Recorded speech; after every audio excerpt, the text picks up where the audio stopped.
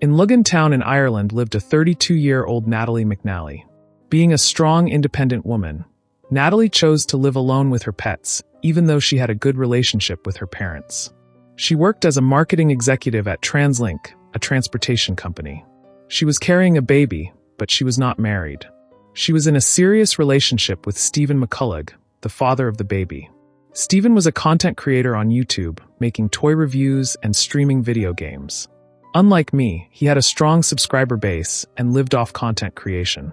He was also equally serious in the relationship as Natalie. They both loved each other. After Natalie got pregnant, the frequency of Natalie visiting her parents or her parents visiting Natalie increased. Stephen was not living with Natalie, but he used to be part of many family gatherings too. Soon it was December 2022, and that Christmas season was even more special to their family, as Natalie was carrying a baby. But 1 week before Christmas, everything changed forever. It was December 18th, 2022, and everybody was busy watching the FIFA World Cup. Natalie was also enjoying the match at her parents' place. Soon after the match ended, she left for her apartment.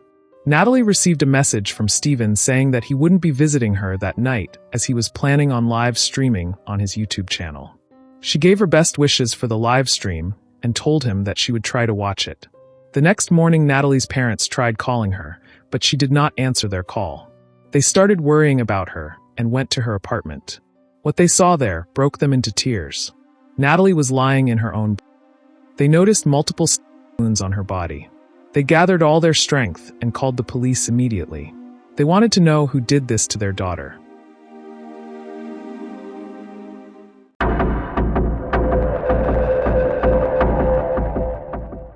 Police started their investigation. They noticed there were no signs of forced entry into the house, which meant the murderer was someone from Natalie's circle of friends and family, someone she trusted. Police began suspecting each and every one of Natalie's friends and relatives, but when they learned about Natalie's boyfriend Stephen, he became a primary suspect. Stephen was questioned by police, but he had no idea about Natalie's death until they told him. He wept tears hearing the unfathomable news that his beloved girlfriend and his baby were no more. When police asked where he was on the night of the murder, Stephen said he was live streaming on his YouTube channel. On the morning after the murder, police also saw a message on Natalie's phone from Stephen, in which he expressed worry about the baby and her health. Seeing all this, police became convinced that Stephen had been occupied with his live stream when Natalie was killed. He was removed from the suspect list. Police then reviewed security footage from Natalie's street and spotted an unidentified person walking toward her apartment shortly before 9 p.m. And around 9 p.m. neighbors reported hearing screams. By 9:30 p.m., the same unidentified person was seen on camera leaving the street. This timeline matched the window during which Natalie was, and it couldn't be a coincidence. Police were confident the person in the footage was the killer, and they released the video to the media, asking the public to help identify him. While the investigation continued, Natalie's family mourned her death, and Stephen offered emotional support by frequently visiting them. On December 26th, more than 1,000 people gathered for Natalie's funeral. They rallied to put pressure on police to speed up the investigation and bring justice. Police also began treating the case with even greater urgency. Police recovered the murder and used to stab Natalie, but there were no fingerprints on it. They realized they were dealing with a smart, someone who would tamper with all evidence if they delayed tracking him down. 1 month after police announced they had finally tracked the after going through 4,000 hours of security footage. They discovered that the suspect had taken a bus from Stephen's neighborhood to Natalie's apartment and returned in a cab. Police also noticed multiple similarities between the suspect in the footage and Stephen's build. All the clues pointed toward Stephen. But according to Stephen's statement, he had been live streaming from home that night. How could he be in two places at once? Although police believed Stephen was the murderer, they couldn't understand how he could physically be in both the places. And they knew Stephen wasn't lying about the live stream he did that night. They decided to watch the entire 6-hour stream, and what they noticed was shocking. Throughout the live stream, Stephen repeatedly mentioned that due to a technical issue, he couldn't read the live chat. Police suspicion grew stronger.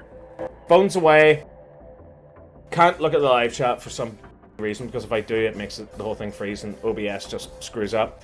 Cyber experts examined the footage and confirmed it was not live at all, It was a pre-recorded video played as live, designed to mislead anyone from suspecting him. All this time, Stephen had been bluffing to Natalie's family and the police. On the night of the murder, he played a pre-recorded video on his YouTube channel, left his house, took a bus to Natalie's apartment, and returned home in a cab. Stephen thought he had created a foolproof plan, but he left clues in that so-called live stream. When describing the physics in the game, he mentioned Natalie's name in the most spine-chilling way.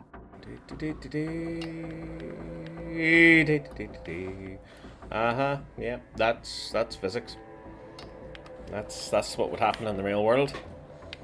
Absolutely. Absolutely. Stephen played an in-game mission called Waste the Wife. During the mission, he sang a song, and the lyrics of the song emphasized on how important it was to complete the mission.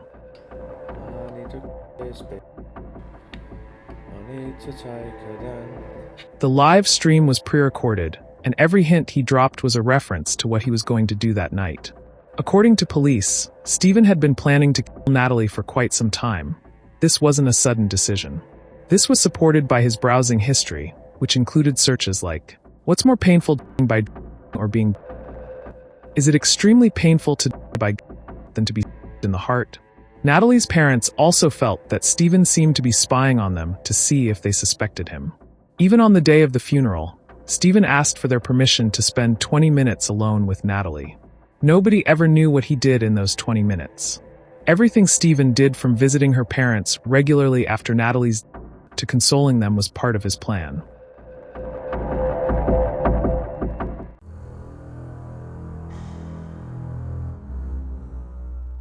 All this evidence pointed towards Stephen, but he pleaded not guilty, saying the evidence only proved he wasn't live streaming, and that there was no direct proof that he killed Natalie. The case is still ongoing. Every one of Stephen's bail requests has been rejected by the court. As of the day this video is being published, he remains in police custody. Stephen nearly succeeded in outsmarting and deceiving everyone. He faked everything. I still can't imagine how someone could record 6 hours of gameplay while talking to themselves, just so they could later use it as a live stream.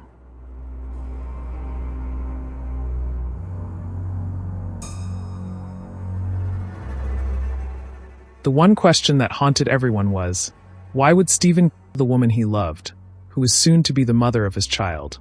The truth is only known to Stephen, and he has refused to admit the motive behind his act.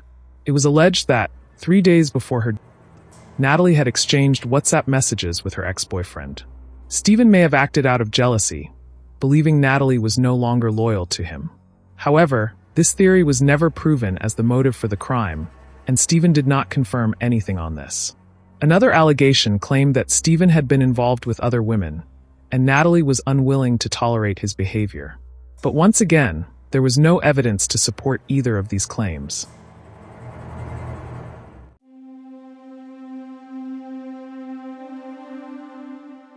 Natalie trusted Stephen deeply, was blinded by his emotional support, and may have overlooked early warning signs. If jealousy truly was the motive, open communication about the chat with her ex, and possibly counseling might have changed everything.